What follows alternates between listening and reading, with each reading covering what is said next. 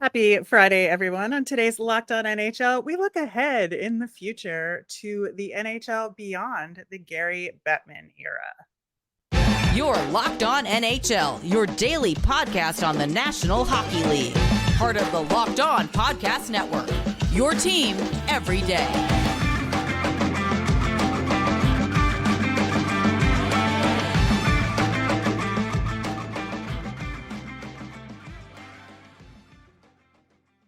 Welcome to Locked On NHL for Friday, August 4th. I'm Rachel Donner from Locked On Flyers, and I'm here with someone different this Friday, Nick Morgan of Locked On Predators. Thanks for making Locked On NHL your first listen every day. You can subscribe or follow for free over on YouTube or on the SiriusXM app. Anywhere you listen to podcasts, subscribe to get our latest episode as soon as it's available here on the Locked On Podcast Network, your team every day. How you doing, Nick? I am doing good. For those of you listening or watching at home, no, Gil does not have he did not look progressively worse. This is me, the Locked On Predators. Nice to be here, Rachel. Yeah, good to have you here on the Friday show. Somewhat fortuitously, you were on the show earlier this week talking about the Troy Terry arbitration, and we have a deal now. So 7 years, $7 million per year with a modified no trade clause that kicks in year 3 of the deal. He's got that 10-team no trade list going. How did this deal meet what you talked about in terms of expectations? I think it's right about where I thought it was going to be. I think this is a good deal for both Terry and the Ducks. It's funny. Seth and I were talking earlier this week, when the numbers came out on what Terry wanted and what the Ducks asked for. And I was doing research on Troy Terry. And the more I dug into him, the more I thought, why aren't more people talking about Troy Terry as an NHL player? Back-to-back 60-point seasons on a terrible team is nothing to sneeze at. Of course, he had 38 goals, the season before last.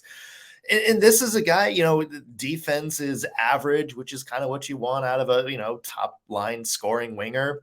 And you really dig into his game and, he's 25. He's going to get better. Trevor Zegras playing next to him is going to get better. All the young players on the Ducks are going to get better. I mean, this is a guy that can be a 40-goal scorer consistently, and the Ducks got him locked up for 7 years, $7 million per, and that's a good deal. I think so too. Yeah, I think Troy Terry is one of those unsung, workman-like players in the NHL. Again, when you're on a team that isn't that good, you don't get a lot of attention, but between him and Trevor Zegras, that's been like the Ducks for a little while now. So it's good to see him get rewarded. Yeah, and you also mentioned Leo Carlsson. He's coming to the league. So there's a guy that's, going to probably boost his numbers a little bit. Yeah, I mean, there was no reason for the Ducks not to make a deal like this. They needed to hit the cap floor anyway. So they, had all the space in the world to sign him. This is a situation in which you're really not going to have to worry about the cap for a few years because you're still kind of in your building stage.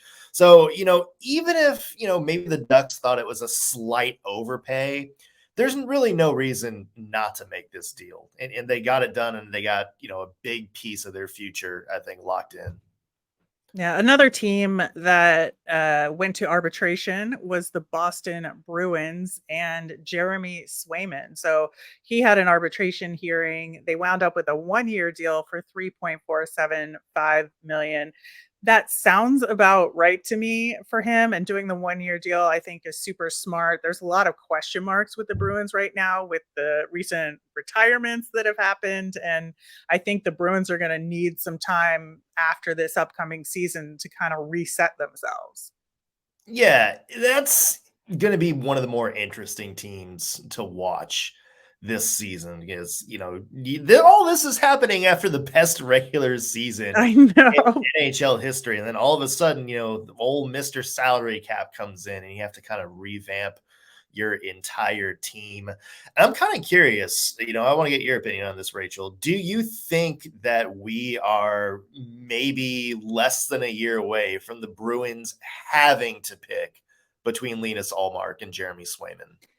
Yeah, I do think so. I think that this year is gonna be kinda make it or break it in terms of what they're gonna do with the future of goaltending and how they're gonna choose to, spend their salary cap. And if they're both that good, they're both going to want starting goaltender positions in the NHL. And you can't do that with both of them on one team. There's going to be an A and a B, even if that's the setup that you have on your team. So I think looking at the stats for these guys this upcoming season, like a lot of people are going to have eyes on that. Yeah, I mean, it seems like, Olmark is the Vezina guy. He's, sort of the head guy there, but you watch Jeremy Swayman and look at his game, and he was also really good. If he was the number one goalie in Boston, that team does just as well. So I'm with you. I think this year maybe an audition, to kind of see, okay, which one of you is really going to be the goalie of the future. And it's going to be more interesting because it is a slightly worse team in front of them this Yeah. year. Not saying the Bruins are bad by any stretch. I mean, they're still going to be one of the top teams in the East this year, I think. But, it's certainly not that same team where, they're only giving up like 21, 22 shots on goal and winning 80% of their games. This might be a little bit more work for both of those goalies this year. And maybe that gives the Bruins a little bit more, I guess, of a clear picture to figure out, okay, who's really that game-changing goalie that we want to lock in long-term moving forward. Yeah, absolutely. I think the Bruins are a very good team to watch this upcoming season. A lot of transition in that organization.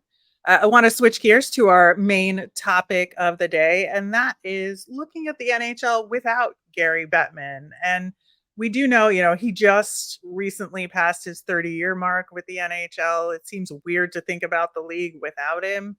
Ostensibly, after this current contract, which ends in the 26-27 season, he will be 75 years old and will retire at that point. Now, you cannot count him out in terms of deciding to extend.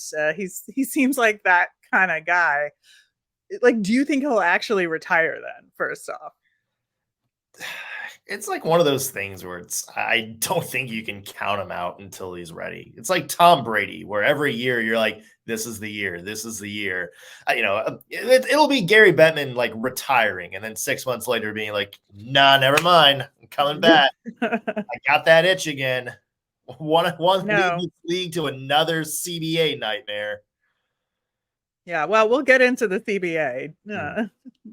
But I think that, people really are starting to think about the future of the NHL without him or what a transition would look like because first off, you just have to do it because he will retire at some point. But we're kind of at a real critical juncture here in the future of the NHL and the marketing and its image and what is this league going to do with itself in terms of positioning itself in the landscape of sports in North America.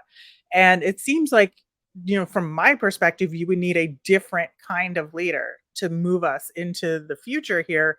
But you do have Bill Daly could be a natural successor. There's other executives and currently in the NHL that could be candidates here, or they could go, with a wider search and the owners could look externally. And to me, I think you have to look externally. But what's your take on, the stewardship of this league and whether it needs a new outside perspective like Gary Bettman was when he came into the league originally?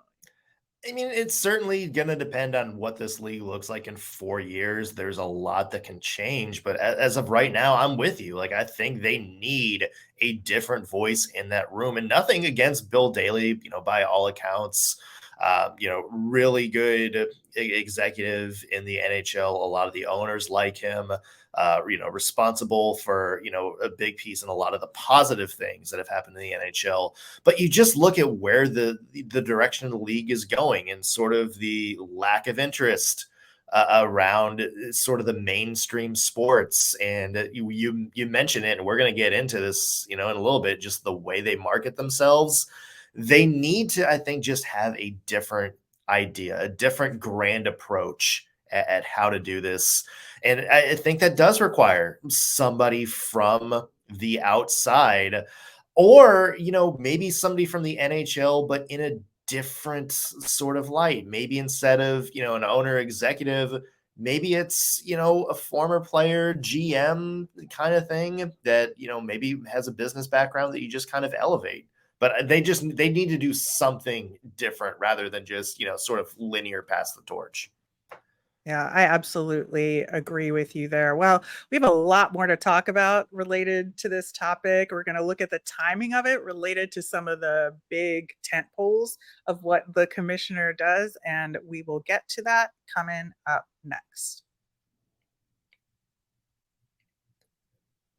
Want to mention today's episode is brought to you by FanDuel. Right now, you can take your first swing at betting Major League Baseball on FanDuel and get 10 times your first bet amount in bonus bets up to $200. That's right. All you have to do is bet $20 and you'll land $200 in bonus bets, win or lose. That's $200 you can spend betting on everything, to the money line, to the over-under on how many runs are going to be scored, to who you think is going to get the first home run of the game. And it's all in an app that's safe, secure, and super easy to use. Plus, best part, when you win, you can get paid instantly. There's no better place to bet on Major League Baseball than FanDuel, America's #1 sportsbook. So sign up today. Visit FanDuel.com/lockedon to get up to $200 in bonus bets. Again, FanDuel.com/lockedon. FanDuel, official partner of Major League Baseball.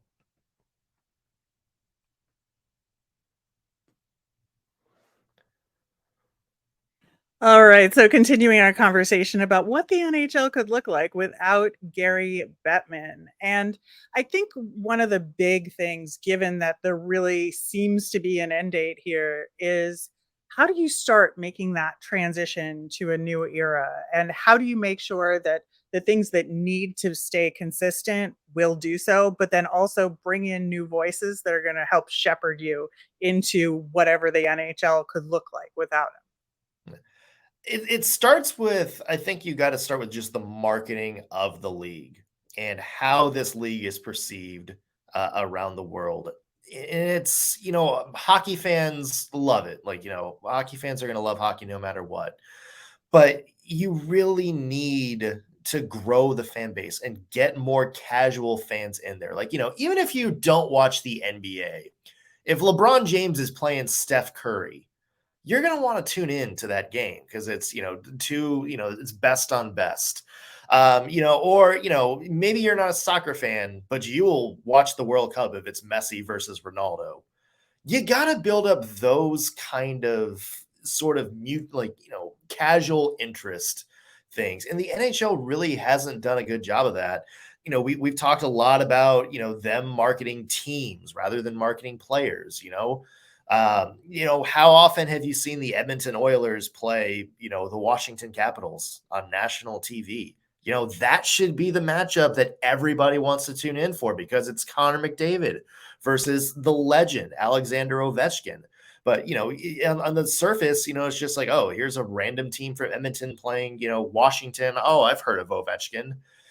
They need to do a better job of finding those stars and marketing around those stars because then casual people are going to want to tune in more. And when you do that, when you build a stronger casual fan base, when you get more interest kind of in, the ESPNs of the world, that's when I think you have more of a foundation to really build the game. But you need that foundation of a solid casual fan base first. Yeah, I think so. And I think there's real opportunity in the next few years to do that and to try new things. And I think that people who are within the NHL machine, whether it's at the league level or with individual teams, this is a really good time to experiment with a lot of different stuff. Now, not everything is going to succeed. And, you might end up with some issues like maybe the Seattle Kraken have had in the last week or so. But at the same time, I don't think that you don't take the chance, right? Mhm. And I think that you try and reach new audiences like that.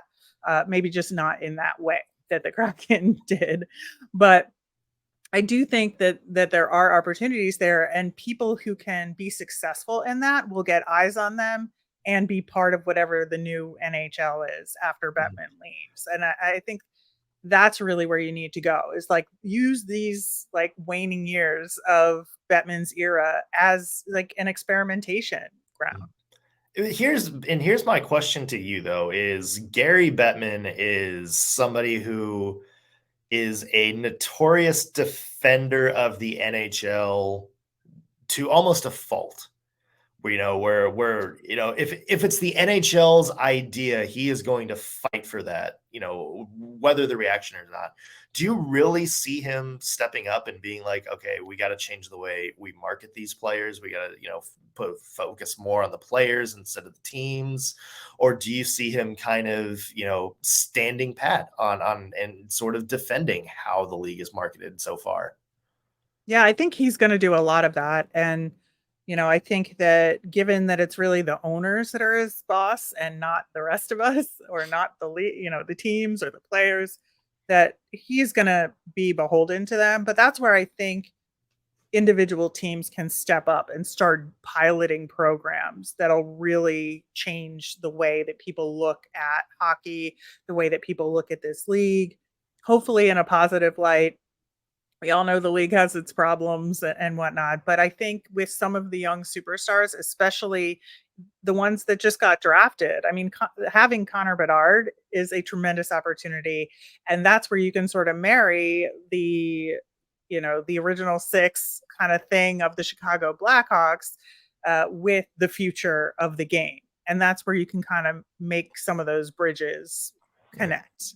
Yeah, as much as I hate the on ice part, Oh, believe me. of Connor Bedard going to the Chicago Blackhawks, as a fan of a Central Division team that's not the Chicago Blackhawks, I mean, this really is like perfect opportunity for the NHL. It is in one of their top markets, and it is in a market that a lot of casual fans have heard a lot about over the past 10, 15 years. So now this is your chance. Like, this is sort of, a fresh start opportunity, especially, let's say the Blackhawks get good in a couple of years and they somehow meet the Edmonton Oilers every year in the conference finals. And there's a rivalry there and every game is sort of circled like that. That would be like, the Red Wings Avalanche of the late 90s, just that one rivalry with just, teams loaded with good players that I think can really sort of build this new audience. Like, casual fans are going to want to come and watch because they've heard so much about Bedard and they've heard so much about McDavid and they've heard every time they play against each other. It's crazy. You saw that a little bit, with Crosby versus Ovechkin and, how highly rated those Capitals Penguins games were sort of in the late 2000s, early 2010s. This is your opportunity to do that again, but it is going to take a different way of thinking. You have to market the players and not necessarily just here's New York, here's Boston, here's Philly. No offense, but let's get some other teams in there. Yeah. No, I hear you. I hear you.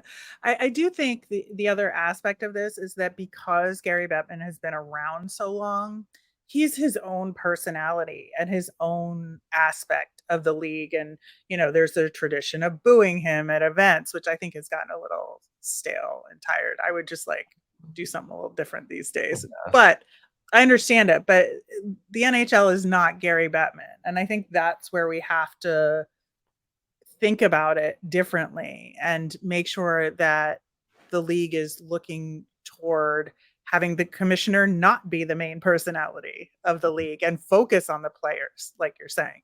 Yeah. Yeah. I mean, that's it. Like, it's the teams are the draw right now. And I know some of the most powerful owners in the sport have something to say about that and are probably the reason that it's marketed like that. But, that's sort of the other thing too. Like, it's going to be up to these NHL owners as well to kind of step up and say, we need to be doing something different. There's got to be Which is not easy, right? No, yeah. I mean, there's got to be a different voice besides Jeremy Jacobs. Like, every owner's meeting. Like, it's going to take some of these other teams to kind of step up and say, we got to go about this differently and not keep the status quo. There's definitely some teams happy about the status quo right now. But if you really want to grow your sport, Like it's going to take everybody, and not just whoever the commissioner is going to be, but it's really going to take everybody from the team down, or from ownership to the team to even the players themselves. They got to go about this a different way. Yeah, absolutely. Well, there are some wrinkles to all of this, given some of the tentpole agreements that the NHL has and what Gary Bettman's involvement could be in them that will set the tone for the future beyond his tenure. We are going to talk about them coming up next.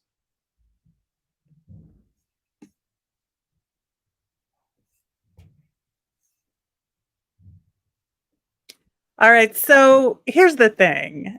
The collective bargaining agreement, as we know, was extended due to COVID situation. And so the current agreement is going to expire in the 2025-26 season now, which is a year before Gary Bettman is likely to retire. So Bettman is going to have a hand in the next CBA negotiations, but the effects of which will likely be after he has left. And to me, he's going to want to put his stamp on that thing, like big time. And so I'm just wondering like how these negotiations are going to go given that context.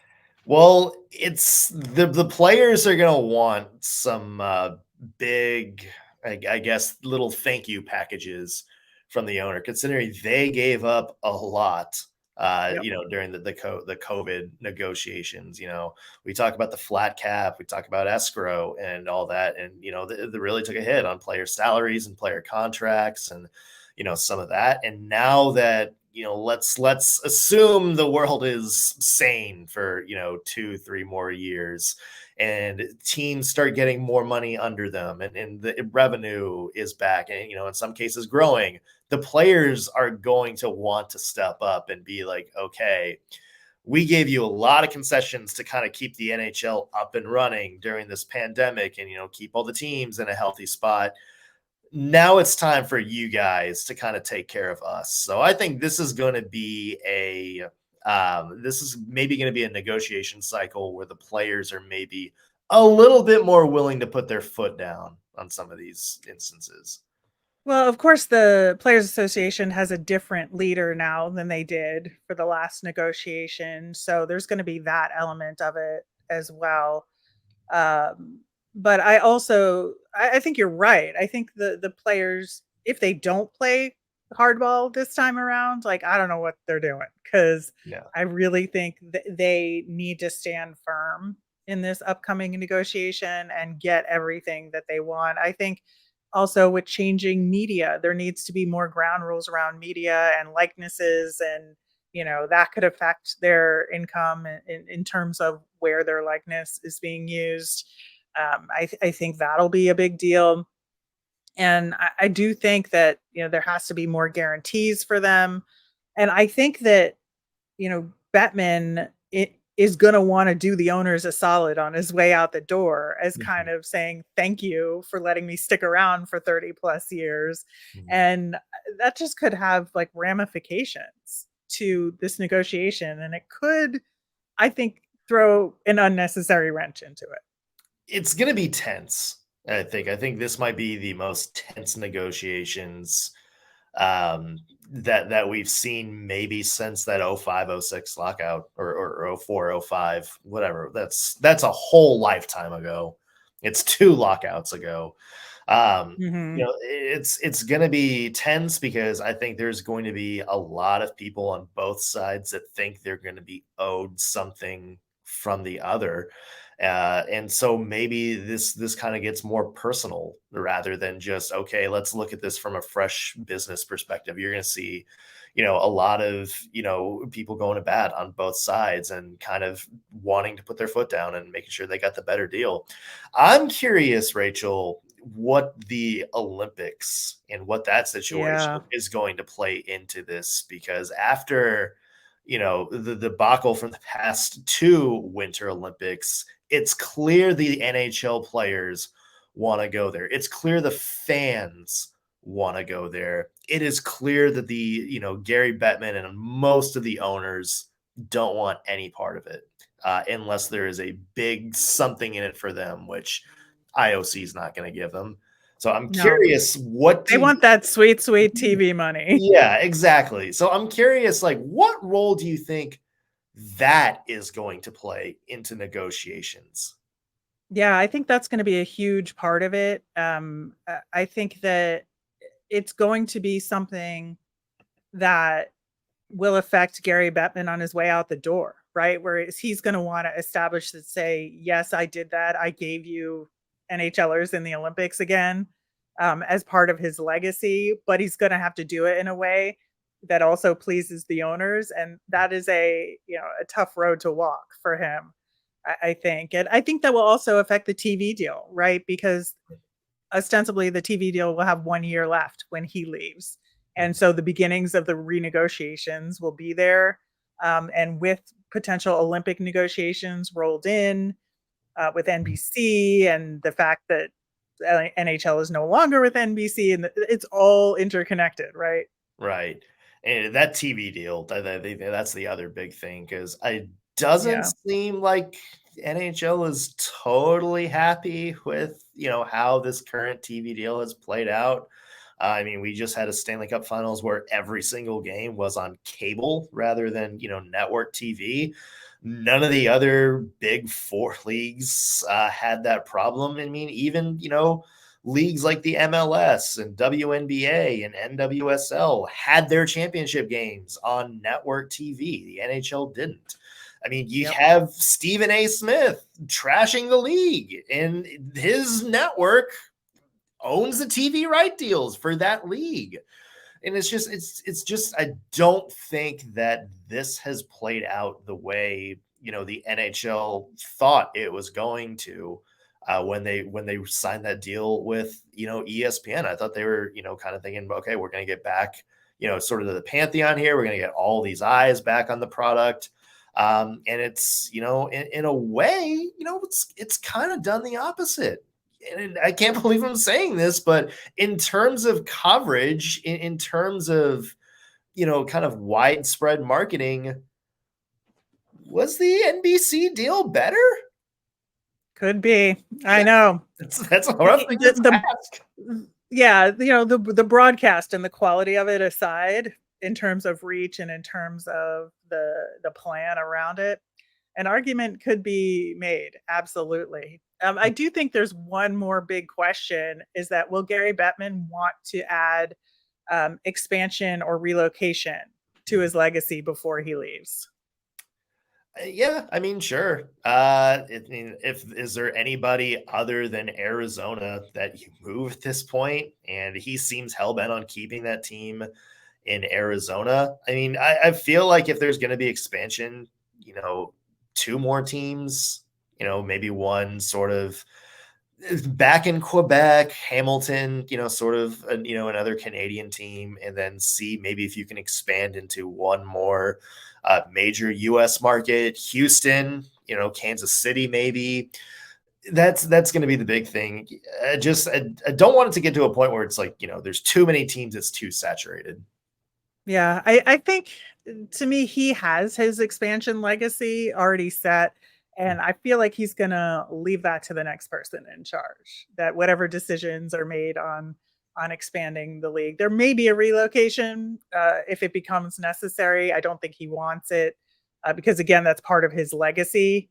So I think all of that is going to wait until after he leaves. Yeah. It is fascinating what big Gary Bettman's legacy is going to be long term because Yeah. he's been there for some of the NHL's biggest successes over the past 30 years and also has, kind of been the face of a lot of frustrations too. Yeah, absolutely. So much to think about with the potential end of the Gary Bettman era. That will do it for today's show. Thank you so much for listening and watching. We'll be back on Monday with a check in from some of our local hosts around the league with what's going on with their teams. Have a great weekend, everybody.